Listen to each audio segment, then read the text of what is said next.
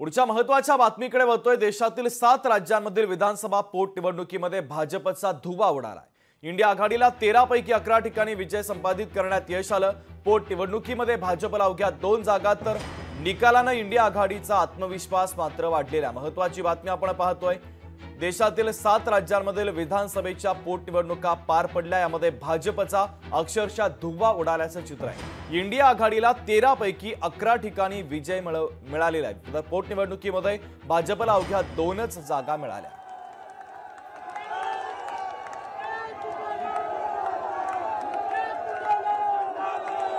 तर पश्चिम बंगालमध्ये 4 जागा टीएमसीने जिंकलेल्या आहेत।